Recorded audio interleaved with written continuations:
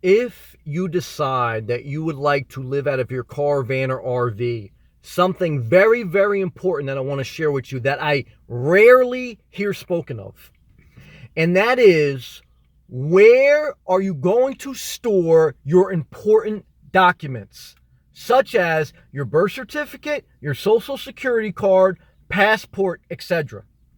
I hear people making a million videos about window covers, about propane gas heaters, but nobody talks about where do you store your most important documents that are hard to get duplicated and that are a key function for your society resources. Now, I live in the United States, so the important documents that you need may vary depending on what part of the world you live in. But every developed land has certain key documents that you need to function in society, to get driver's license, to get jobs, to get certain, government programs, possibly to get certain health care benefits, whatever the purpose. But these are key documents, and you need to safely store them somewhere, and that should be a primary focus. Not where you're going to put 200 color sweaters in your car, because you shouldn't even be carrying that much crap, and you shouldn't even be thinking about a storage unit, because those things, come on, you might as well stay in the house. Let me get back on track. Storing your birth certificate, passport, or social security card, or anything in that nature, here are some solutions to store them. First, a safety deposit box. Okay? If you don't want a safety deposit box, probably because you don't want to pay for it like me, then you could store it in a family member's house. But if you store it in a family member's house, you better be sure that you have a proven track record that you get along with that person. Because if one day you have a blow up with them and they hold your stuff hostage, it's a disaster. Be careful. Same thing as far as a friend's house, and the same rules apply, so be mindful. And then, anywhere else, if you have somewhere that you know of that's safe and secure, that you can hold these documents, but yet they are readily available, then you need to give thought to that, okay? Now, certainly, if you have no options, or certainly if you're going to be traveling all over and you need to have those key documents with you and you want to, there's nothing wrong with that either. I'm not saying I'm against that, okay? But what I want to say is, at least be mindful of where you store them, and store them in a somewhat safe manner.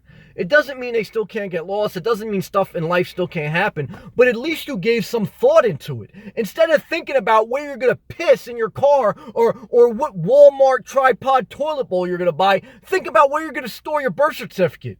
Where you're going to store your social security card. Because that's what you really need if stuff hits the fan. You could buy a $12, 5-gallon bucket with a freaking toilet lid on it anywhere. That's not important. What's important is your social security card, okay? Because that's a hard to get duplicate of. So let me also share with you this. Before you even decide on where you're going to store those documents, the first thing you need to do is take digital copies and have what they call soft copies. Now, it's as simple as taking a picture with your phone. Take a picture with your phone of your birth certificate. Take a separate picture. Take another picture of your social security card. Take a picture on your phone. Take a picture on your phone of your passport and any other documents. Take individual pictures of them. Then send those pictures to your email account. Okay? Your personal email account, whether it's Gmail, whatever it is. Send it there and store it in an archive folder. Now you have what they call a soft copy in your email. You can always log in and at least pull the digital copy up and have a printed out version. It's not the same as the authentic, but at least you have evidence and some type of documentation if you ever did need to get a duplicate, or it's just there at a glance of your phone or logging onto a computer. And then the actual hard copy, the actual document itself, that's where you need to give thought on where you're going to store it. And I gave the solutions, whether safety deposit box, friend, family, or somewhere else safe, or even if you decide to put it in your car. You have to be mindful of that. But, you just got to think, God forbid, too, your car got stolen. Whatever. There's no guarantees in life. We know that. Come on. But I'm at least shedding light on a very important subject. If you decide to live mobile, whether it's out of your car, van, or RV, please use wisdom and think intelligently. Don't think like, think like an intelligent person. You know what I mean? And don't let these people lead you astray talking about useless information that is not relevant to excelling, to excelling, to exceeding, to thrive in a mobile environment. You can survive. You can survive in a car. Look, if you have to survive, you'll survive anywhere. I mean, that's part of your instinct. But the thing about life that you want to choose, you want to excel as best you can. We're not perfect, and we're all individuals, but you want to do good in something. You want to do it the best way possible.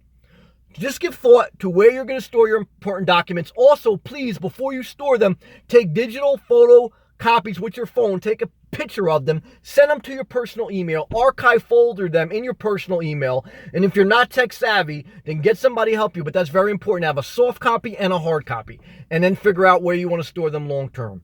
This is another nomad tip, if you want to call it tip. I'm not trying to be generic. But it's a piece of advice. It's a thing to be mindful of as we maturely share in the nomad community on things that are beneficial, not superficial. Okay? Stay inspired.